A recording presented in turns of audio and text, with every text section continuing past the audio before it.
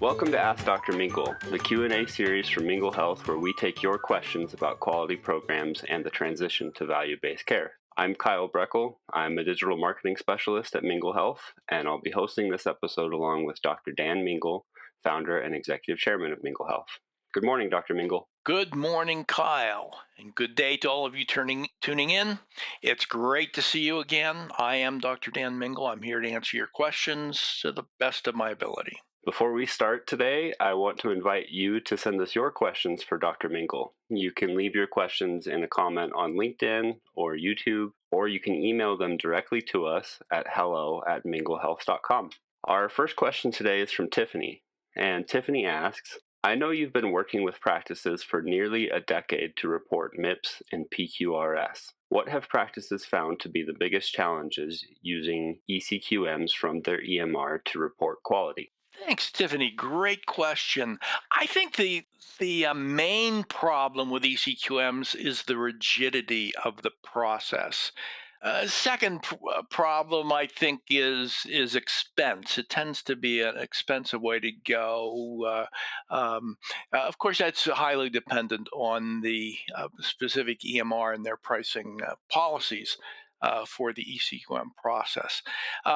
So on the subject of rigidity, it starts with a limited choice of measures. Compared to around 170 MIPS menu MIPS CQMs measures, there's, I think, 48 eCQMs. And most EHRs are selective about which of those 48 they support, and they're not required to support all of them. And few do. On the registry side for MIPS CQMs, Medicare is fairly heavy-handed pushing registries, and most like us do all measures, all methods. So there's much more flexibility in your choice of measures. In producing eCQMs, you can do that through a single EHR vendor that's providing the EHR, or it can be a multiple process with multiple vendors involved in getting the data from the documentation in EHR to a submission to Medicare. And every step of the way, those vendors have to be certified, or the process is not ultimately acceptable to Medicare. And certification is not so much about the right answer as the right processes to prove that you, to some degree, that you have the right process in place. Yet I've seen a number of failures of output, even though the certification is solid. Whereas on the qualified registry side, qualification is about outcome. So the difference, the certification for eCQM vendors compared to qualification for registry vendors is kind of like the difference between process measures and outcome measures. On the certification side, it's really certifying that your knowledge and possession of the right processes, but doesn't really as easily translate to the outcome being proper. On the qualified registry side, Medicare stays pretty much out of the process, and really certifies on the outcome, with an annual qualification involves recertifying or attesting to the existence of the processes, and when it comes down to proof to Medicare, it's all about looking at the output and making sure it's proper. It works. The eCQMs work if you have strong documentation standards and compliance with those documentation standards, and that's a big requirement. When was the last time you had a group of doctors agreeing on the best way to document anything? That can be that's still a very big challenge. Next is stability in the specifications. Measure specifications change.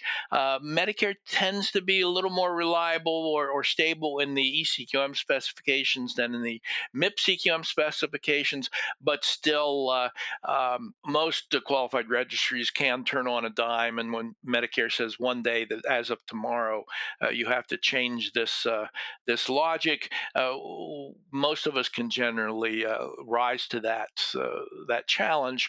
Whereas for eCQMs, when it's hard coded into your EHR, it takes on the average 2 years for an EHR to take a good new idea or a requirement and code it into the product, and another 2 years typically to get it out to their clientele. So that's certainly a threat as things change. Typically, if all those things are working well, you can typically count on a good push button set of metrics that you can get out to Medicare on time. But that even in that case, it's typically reliability is limited to a single instance of a single EHR. And once you start trying to take a community that exists, say in an ACO or even in a growing community health network, um, uh, the barriers increase geometrically as you add organizations and different EHRs and different implementations of the same EHR. So it can become prohibitively expensive if it's even possible to pull that data together. So that's my view. Certainly, the comments that people have come to me, the things I've seen as I've been watching discussions in the listservs and in meetings and with potential clients and existing clients. So thanks, Tiffany, for the great question. Yeah, thank you, Tiffany. And our next question today is from Jose. And Jose asks, Medicare has introduced digital quality measures. Won't we have to use eCQMs to be in compliance with digital measurement? Great question, Jose. There's few things that have engendered more confusion since Medicare made the announcement, than that announcement about digital quality measures. Um, and there's a bunch of holes in your logic that digital quality measures equals eCQMs. First, Medicare introduced digital quality measures in rulemaking for the 2022 performance year. And then, I made certain assumptions myself as I read the details about that, and then heard Molly McHarris of CMS answering the question at NACOS in this fall 2022 recent meeting. When I first read it sounded like one, there was a desire to be able to use any digitally coded data to go after measures, and also kind of a goal to someday be able to get all measures from digital sources. Um, uh, the two laudable goals, but no real time frame to get there. And I don't think certainly the kind of a process that they may never be able to achieve. Um, Molly McHarris at the NACO's fall 2022 meeting described it as a concept, really not so much looking at what you can't do, but a thought that other data sets were emerging that it might be nice to include in measures, and particularly looking at wearable devices, um, remote patient monitoring, and things like that, and recognizing if that data exists, maybe we could have some measures that tap into that. And certainly an interesting thought. I can also imagine that again, a goal that may never be achieved. And if it were to be achieved, I think qualified registries are probably closer to being able to deliver on that than than eCQM the eCQM process is. After all, the one thing in the eCQM process you have to consider that eCQMs have to deal with a certified chain uh, of data. And therefore, particularly with the plethora of wearable devices and remote monitoring options that are occurring out there, you've got to imagine that to put it into an eCQM, uh, an EHR would have to internalize the data first, make sure it's part of the certified platform, and then report on it. And with the problems we see with EHRs that are purportedly using standard nomenclature, standard data standards, they don't play well together. And when you add that the complexity of going to lots of innovative small companies doing remote monitoring, you can wonder how it can ever come together. In reality, it doesn't. Again, it may never become anything in the rules. If it does come into the rules, I think there's no reason to expect eCQMs will own that process. MIPS CQMs are just as likely, and then probably for those barriers of certification, more likely to be able to rise to the challenge.